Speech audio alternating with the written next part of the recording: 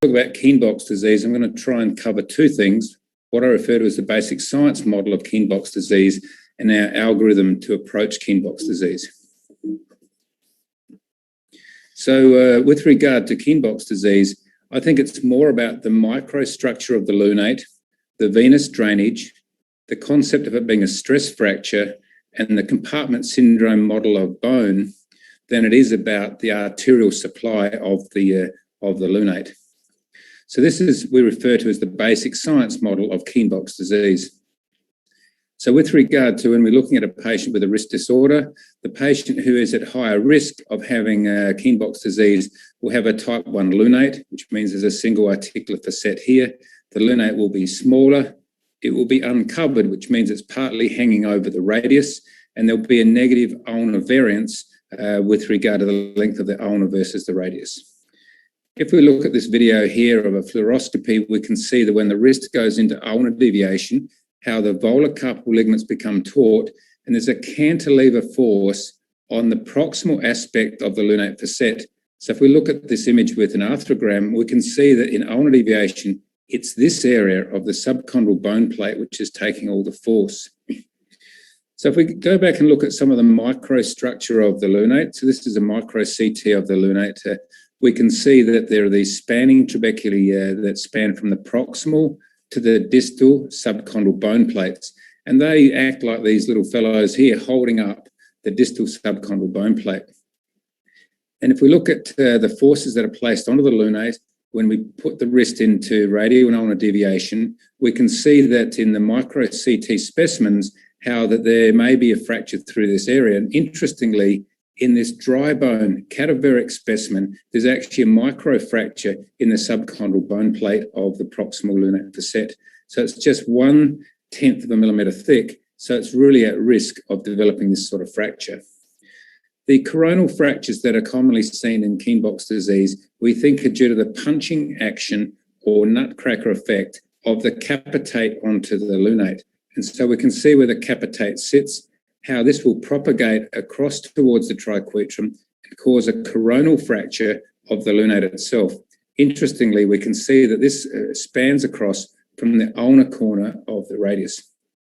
So this is a normal lunate, a micro CT, and this is a lunate taken out with a proximal row carpectomy, and that we can see that if we put the thing together, we can see that the distal subchondral bone plate is all still present.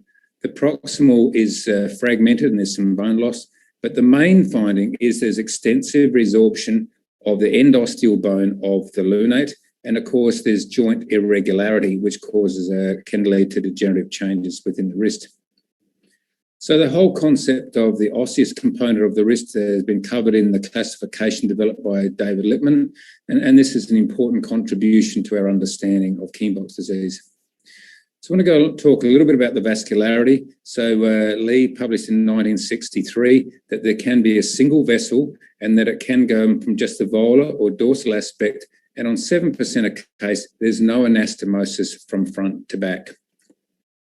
What I think is more important work is the work by Harry Kroc, looking at the venous drainage of the lunate. And what he did was, in his studies, he demonstrated that there was a series of subchondral plexus, which were parallel venous drainage systems on the proximal aspect of the lunate, and that wherever there was potentially wherever there's a fracture, we've postulated that if this fracture occurs here, that these parallel layers of venous drainage could be obstructed. In addition, if there was an obstruction of the exiting veins at this level, that this may lead to a complete venous obstruction for the entire lunate, which is similar to David Lippman's concept of a type 1 lunate. So if we put together the venous drainage concept and the micro CT of this proximal lunate, and we look at the micro CT structures, or these specimens here from Harry Kroc, we can see that the venous drainage sits in these little gutters adjacent to the subchondral bone plate. So if there's a fracture through this level here, this will lead to a localized obstruction of the venous drainage and localized avascular necrosis. So the concept of compartment syndrome of bone is not a new one. And we know the lunate is a small single bone. It has an arterial inflow, and inside there are sinusoids and a venous drainage. In the normal lunate, the arterial supply is about 60 millimeters, and we know that it's uncommon even in lunate fractures to get avascular necrosis. But what's interesting is the venous drainage of bone, including the lunate, is very low, like 5 or 10 millimeters of mercury. And so if there's any venous obstruction, that's going to cause problems with regard to the lunate.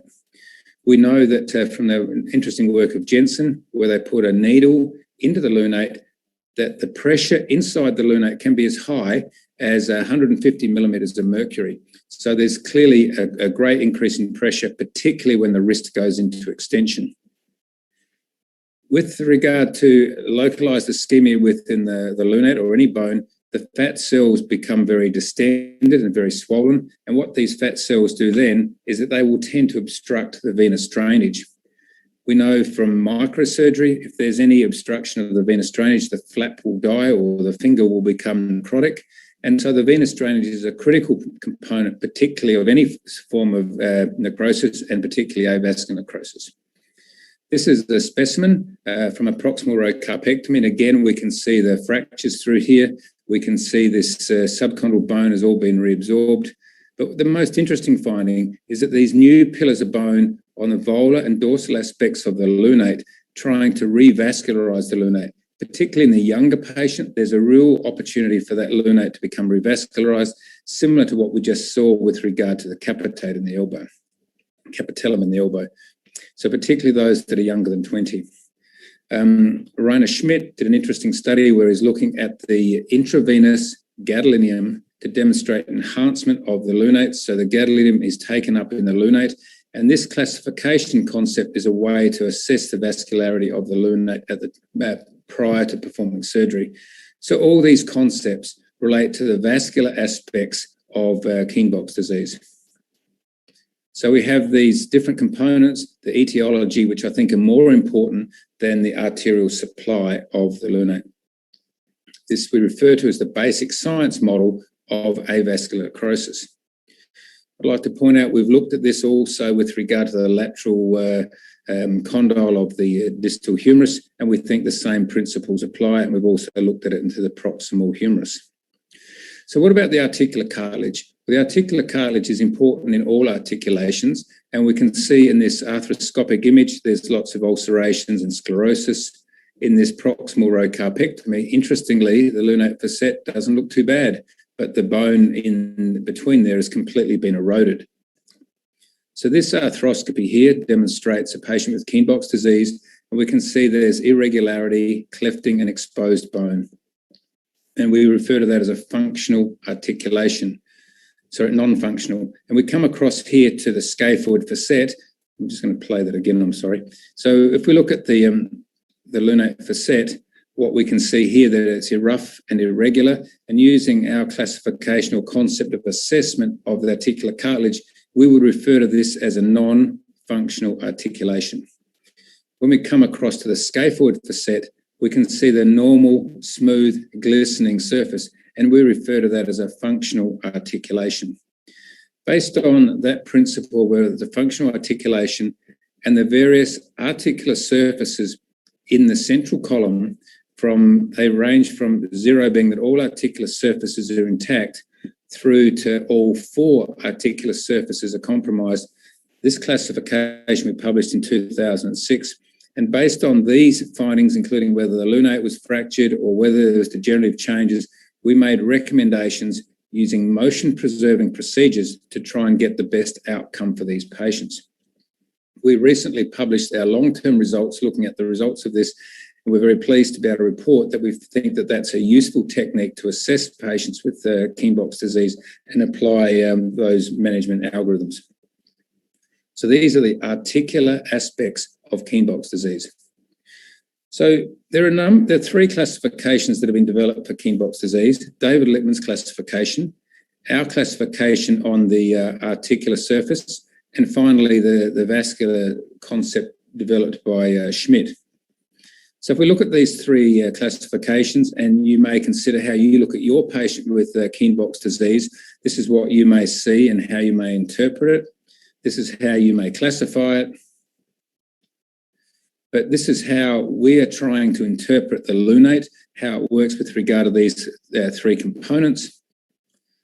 And this is how we're trying to look at the concepts of how the lunate is diseased and how it affects the wrist. So this concept of trying to put all these aspects together, consider the lunate and the entire wrist. And I'd like to acknowledge David Lickman. The two of us together put together these concepts, which are published in this textbook on Kienbock's disease of the wrist. The concept that we developed, the Lickman-Bain algorithm, looks at the age of the patient. We know in the elbow and also in Perthes disease, with avascular necrosis, the young age of the patient is a good prognostic factor. Looking at B, the bone, the lunate bone, and C, how does it affect the carpus? We also looked at D, what can you do as a surgeon? Well, we think most people can do arthroscopy or an osteotomy, proximal row carpectomy, limited wrist fusion. Vascularized bone grafts may be a little bit more complicated, but there are things such as arthroscopic complex reconstructions, fixing the necrotic lunate, free tissue transfer, or implant arthroplasty in the wrist. These are more complex procedures. We feel as though that these should be dedicated to specialist units and for them to advance this science and then hopefully teach us all about it. But really what I want to concentrate on today are the techniques that we can use in everyday practice. So the green ones, the ones that pass the test of being available for all of us to use in clinical practice. So with regard to A is the patients who have a better prognostic age. So we know that those that are younger than 15 or even younger than 20 will do well without surgery. So most of these patients do not go to surgery. An interesting observation is that those that are older than 70, they often do well as well. They may have poor looking x-rays, but in fact, these patients do well without surgical intervention. And if they did need surgery, it would usually just be an arthroscopic debridement. So if we've got a patient who's young, then what we're trying to do is if we need to do surgery and they fail at least 6 months of non-operative treatment, then we may do an epiphysodesis or we'll maybe even consider an STT joint pinning to unload the central column. Now looking at B, which is the lunate. So we start here with when the lunate looks intact, when we have a nice healthy lunate, what we want to do is protect that lunate. If the lunate is compromised, so it's a bit rough and a little bit irregular, then we may look at reconstructing it. And clearly, if it's not reconstructible, then we need to look at doing a salvage procedure for the lunate and maybe a salvage procedure for the wrist. So if we go on to the B1, which is where the lunate is intact, if the lunate, we have a negative ulnar variance, such as in this example, then a radial shortening osteotomy would be a standard of care.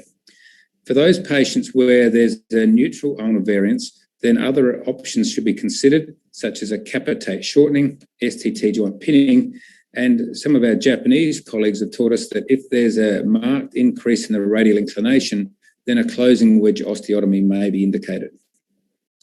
The technique that we're now using is what we refer to as a single cut osteotomy of the radius, using either an oscillating saw or a side cutting reamer to perform an oblique osteotomy, insert a cannulated screw, and that these patients just require a splint after all the periosteal tissues are all intact. So this demonstrates an example of using the technique. We can see here that where the osteotomy would be at the initial stage, this patient is 1 week since the surgery. We can see where this small incision is here. There's almost minimal, very minimal swelling. The patient just needs a wrist splint, and then they can start getting it moving. And we can see that the osteotomy is going to simply heal. But what's interesting to see is how much improvement the patients get with regard to their pain relief. The other technique that we like to use is a capitate shortening osteotomy, and the technique is similar to some of the concepts used in scaphoid fracture internal fixation. We insert a wire and a cannulated screw. We use a narrow reamer to be able to remove some of this bone at this area just to shorten up the capitate. And it's important that it's a little bit more distal than you would first think to protect the neurovascular structures or the vascular structures that come into the capitate. And then a cannulated screw is put into this interval to be able to close the capitate and lock it into position. So we can see this is the sort of final position we would obtain. We like this technique. It's a reasonably simple technique to perform. It's extra articular. The other option is to put the screw up through the articular surface here, but that requires to really force the wrist into flexion. And with the lunate being a bit compromised, we're concerned that that may lead to more fractures of the lunate. So we think this is a better way to do that. So going on to when the lunate is compromised, when we're looking at doing a reconstructive procedure, we may look at using a cancellous bone graft or a vascularized bone graft. I think this is the more difficult group.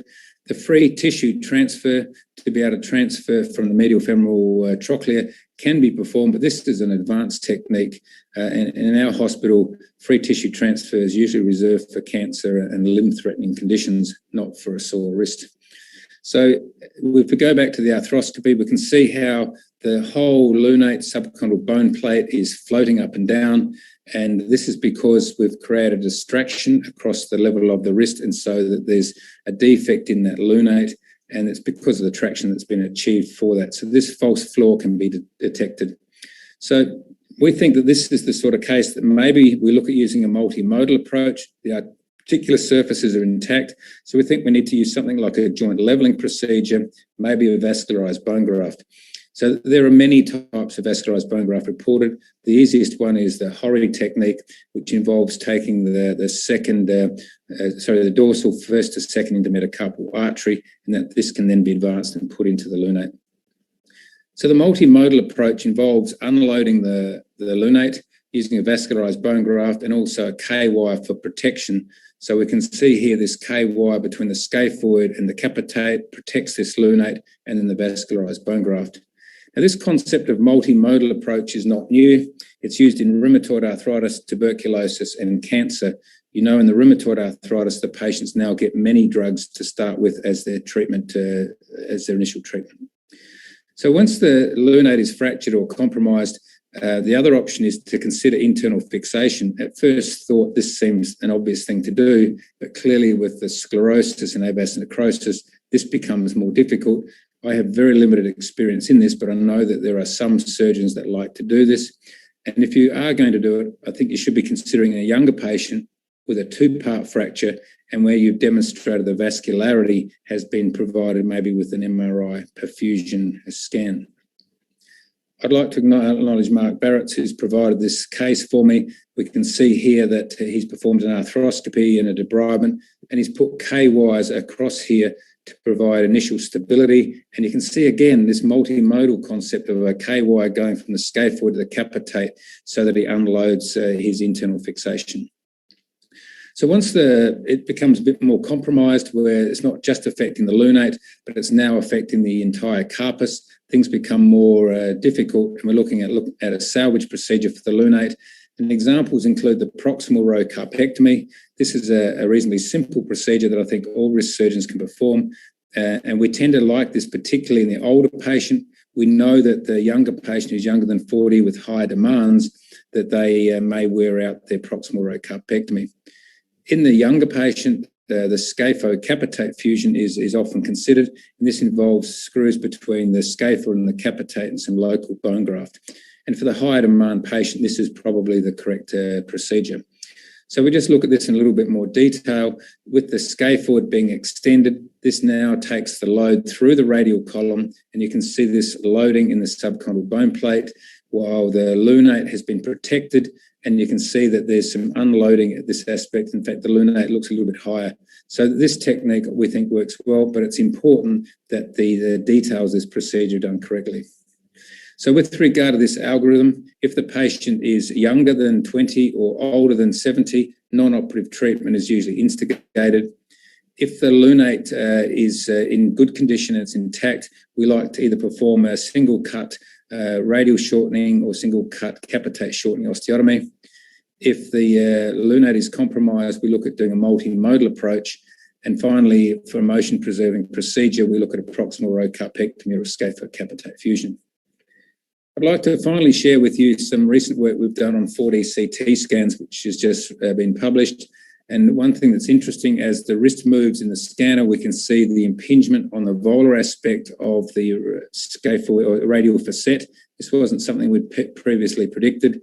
And we can see in this particular example here how the lunate is very fragmented, but we can see that the proximal and distal subchondral bone plates are moving in different directions and that there's movement through this lunate. So the way that this is affected in the wrist is more complex than we first thought, and I think further work's required in this area. So if we look at this particular example here, we can see that the lunate is becoming wider, so there's an instability of the wrist through the substance of the lunate. There's ulnar translocation of the carpus, and interestingly, there's ulnar styloid impingement. So now we're starting to look at our patients a bit more closely. We know that some of them have ulnar-sided wrist pain. We also know that some of them have STT joint arthritis. And so we're trying to be more direct where our treatment algorithm is taking us based on the patient's clinical symptoms. So now this is the dynamic component of Kienbock's disease. We've talked about the articular cartilage, the bone, and the vascular components, but this is the dynamic component. So our understanding of Kienbock's disease, well, we have the osseous component, the articular component, and the vascular aspects as well, as we've discussed. But the microstructure of the lunate, we think, is also important. We think the venous drainage, the concept of compartment cinema bone, and finally, the dynamic component of Kienbock's disease. All of these things need to be taken into account with the assessment and understanding of Kienbock's disease. So I think at this stage, we're finding a lot more answers, but we're also increasing the number of questions.